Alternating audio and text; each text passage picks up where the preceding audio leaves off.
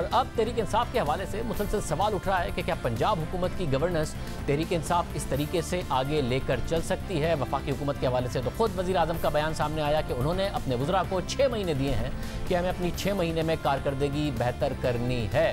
अब खासतौर पर पंजाब में गवर्नेंस मुसलसल तनकीद की जद में है। सिर्फ अपोजिशन ही नहीं, हुकूमत के इत्तेहादी और खुद हुकूमती अराकीन को भी वज़ीर आला पंजाब उस्मान बुज़दार से शिकायत है और मुसलसल तब्दीली की बातें होती रही हैं। अब सीनियर सहाफ़ी और तज़कियाकार सुहेल वड़ाई साहब ने BBC के लिए एक कॉलम लिखा है।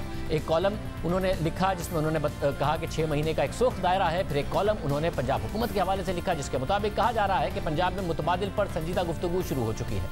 तहरीक इंसाफ के अंदर से अलीम खान, असलम इकबाल, इसके अलावा हाशिम जमाबख्त और मोहसिन लगारी उस्मान बुज़दार के मुतबादिल हो सकते हैं, लेकिन गुजरात के चौधरियों के हवाले से अभी तक इबहाम है।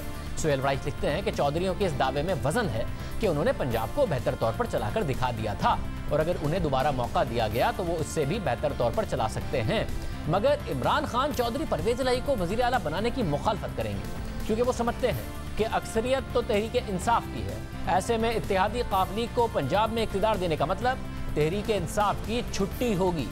दूसरी तरफ गुजरात के चौधरी समझते हैं कि नून लीग की सियासत का मुकाबला उनके अलावा कोई नहीं कर सकता। सुहेल वड़ाई के मुताबिक गुजरात के चौधरियों और इमरान खान में इस हवाले से शदीद कशीदगी पैदा हो सकती है।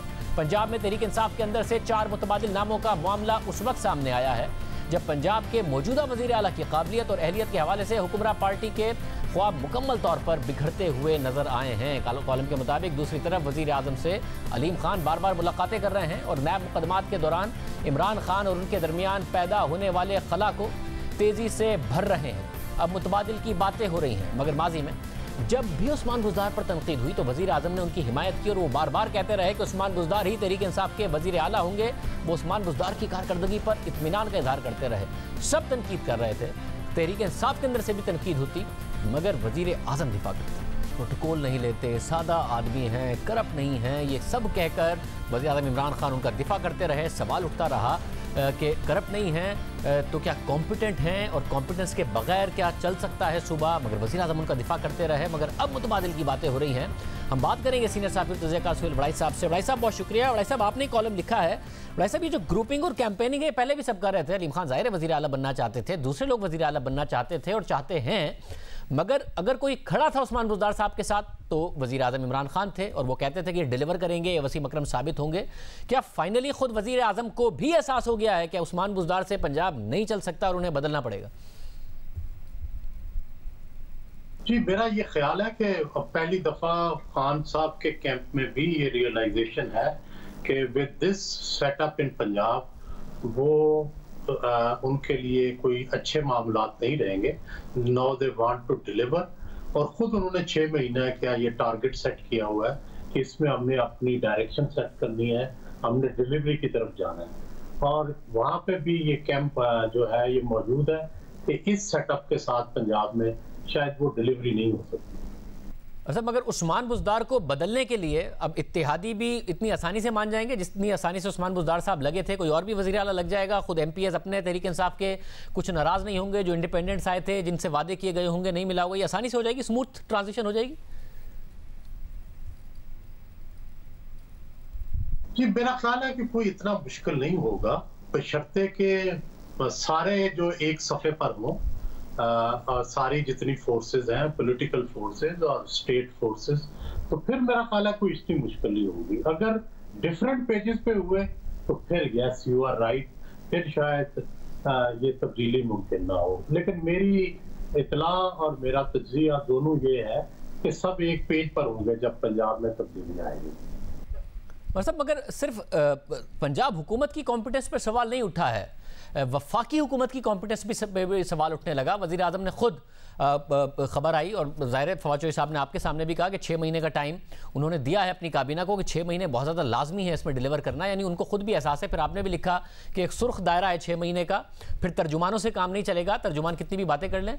मगर पिछले 2-3 दिन में नज़र आ रहा है जैसे तर्जुमान ही ज़्यादा एक्टिव हैं, ट्विटर पर टॉप ट्रेंड बनाना, ये दिखाना कि कितनी ज़बरदस्त कारकर्दगी वज़ीर आज़म की रही है, वज़ीर आज़म ऑफिस से ये बातें सामने आ रही हैं। तो आपको लगता है कि अगले 6 महीने सिर्फ खुद वफाकी हुकूमत के लिए भी ये साबित करने के लिए बड़े लाजमी है कि भाई वज़ीर आज़म की काबीना भी कितनी कॉम्पिटेंट है, मसला सिर्फ उस्मान बुज़दार का नहीं है?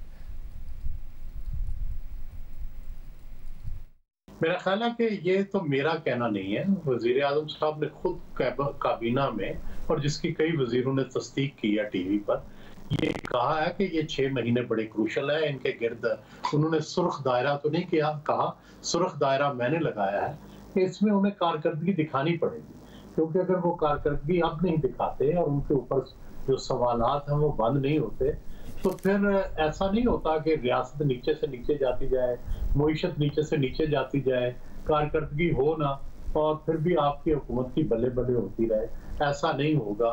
फिर कोई ना कोई, जैसे मैं पहले गुजारिश करता हूँ कि कोई ना कोई तब्दीली का फिर रास्ता निकल आता है, अल्टरनेट डेवलप हो जाते हैं और रास्ते निकल आते हैं, एहतजाज शुरू हो जाता है। तो ये सारे रास्ते खुले हैं, और अल्टरनेट भी जो ये कहा जाता है कि जी मेरा मुतबादल कौन होगा, या -1 हो गया तो फिर भी वही पॉलिसियां चलेंगी, ऐसा नहीं हो सकता। जब भी दुनिया में कोई मियां नवाज शरीफ जब थे और उनके बाद शायद खाकान अब्बासी आए तो वो पॉलिसियां नहीं चली, और इसी तरह जब जफरुल्लाह जमाली गए और शौकत अजीज आए तो वो पॉलिसियां नहीं चली, हालांकि उन्हीं जमातों की हुकूमत रही।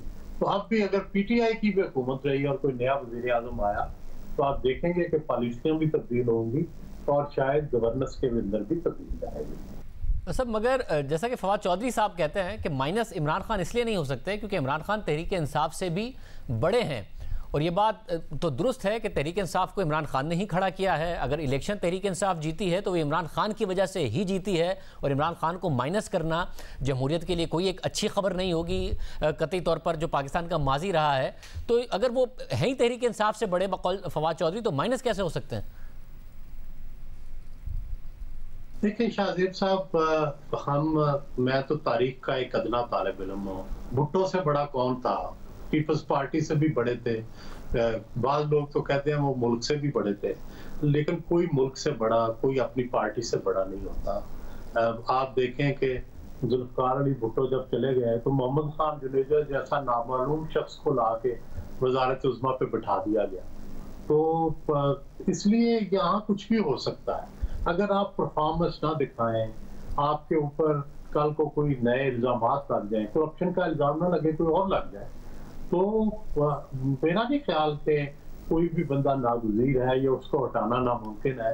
पाकिस्तान और थर्ड वर्ल्ड के ममालिक में ये कुछ ऐसा नहीं होता कि कोई नागुज़ीर हो जाए, कोई -1 करना मुश्किल हो, ऐसा कुछ नहीं है।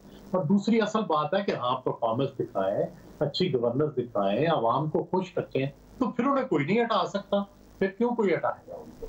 सवाल तो तभी उठ रहे हैं कि मईशत नीचे जा रही है, बेरोजगारी बढ़ रही है, मसाइल बढ़ रहे हैं, इसीलिए ये सवाल उठ रहे हैं ना। और इनको ठीक कर लें तो सारे सवाल बंद हो जाएंगे। साहब, यानी स्टेटस को के साथ अब नहीं चला जा सकता। पंजाब में भी, मरकज़ में भी, मरकज़ में कारकर्दगी बेहतर करनी पड़ेगी और पंजाब में शायद वज़ीर आला बदलना पड़ेगा। आप कह रहे हैं कि हर वो क्वार्टर जो कि पाकिस्तान की सियासत पर फ़र्क डाल सकता है, उसे भी इस बात का इदराक हो गया है। दुरुस्त कह रहे हैं, बिल्कुल। या तो देखें ना, ये ड्रास्टिकली चेंज कर लें अपने वेज एंड मीन्स, और इसीलिए शायद पहले पंजाब में तब्दीली आएगी, और पंजाब में तब्दीली से देखा जाएगा कि किस हद तक गवर्नेंस और डिलीवरेंस हुई है। और अगर पंजाब में तब्दीली के बाद भी यही मामला रहा तो फिर मुझे नहीं लगता कि इस तरह की गवर्नेंस के साथ 5 साल पूरे किए जा सकते हैं। मुझे बड़े शदीद इस बारे में शुबहात और तफलात हैं। तो सब मगर ऑपोजिशन ना तो मूड में है, ना ही ऑपोजिशन की इस वक्त इस्तात नज़र आती है इस हुकूमत को गिराने की। तो ये जो बात है कि जी अगर इस तरह चलते रहे तो नहीं चलेंगे, तो इनके अलावा होगा कौन और इनको गिराएगा कौन? नज़र आ रहा है कि नवाज शरीफ साहब बाहर गए हैं, वो ना वापस आ रहे हैं, ना उनकी कोई मेडिकल रिपोर्ट्स के हवाले से कोई अपडेट दे रहे हैं। मरीम नवाज साहिबा खामोश हैं। शहबाज शरीफ जितने लीडर ऑफ द ऑपोजिशन हो सकते हैं वो उतने ही हैं जितनी उनसे तवक्को की जा सकती है। तो कौन करेगा ये? क्या मौलाना फजलुर रहमान से बिलावल मिल भी लें तो ये कुछ क्या कर सकते हैं? हुकूमत का क्या बिगाड़ सकते हैं? ये दुरुस्त है कि अभी अपोजिशन कोई ऐसी सूरत में नजर नहीं आती कि हुकूमत को कारगर तरीके से हटा सके।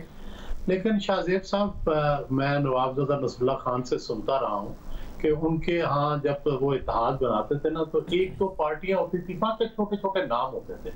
तो हम उस हंसते हुए उनसे पूछते थे, नवाज साहब ये क्यों आपने शामिल कर लिया? उन्होंने कहा जब हुकूमत और अपोजिशन की लड़ाई होती है तो उसमें पत्थर भी फेंके जाते हैं, कंकरियां भी फेंकी जाती हैं और बाज़ औक़ात मट्टी भी फेंकी जाती है। तो बात ये होती है कि जब हुकूमत के लोग खिलाफ हो जाएंगे, जब लोग उठ जाएंगे, जब हुकूमत की पॉलिसियां जो है उनके अदम इत्मीनान हो जाएगा, तो फिर यही कमजोर अपोजिशन आपको बड़ी लगने लग जाएगी। फिर यही कमजोर अपोजिशन जो है आपको ऐसे लगेगा कि जैसे इससे ऐसा कोई मजबूत नहीं है। ये परसेप्शंस की बात होती है। वोट तो तकरीबन नून ने भी काफी लिए हुए हैं, पीपल्स पार्टी ने भी इसमें अक्सरियत ली हुई है। तो वोटों की बात नहीं है ना, आवाम में मकबूलियत की बात है। ये होता है तासुर। तो जब ये अपोजिशन का ये तासुर आएगा, आप देखेंगे टोटली इस अपोजिशन के बारे में सोच ही बदल जाएगी। बहुत शुक्रिया। सुहेल बड़ाई साहब हमारे साथ मौजूद थे। पंजाब में उन्हें तब्दीली नज़र आ रही है। मरकज़ में भी उनका ख्याल है कि 6 माह के अंदर चीज़ें बेहतर करना होगी, गवर्नेंस को, कारकर्दगी को बेहतर करना होगा।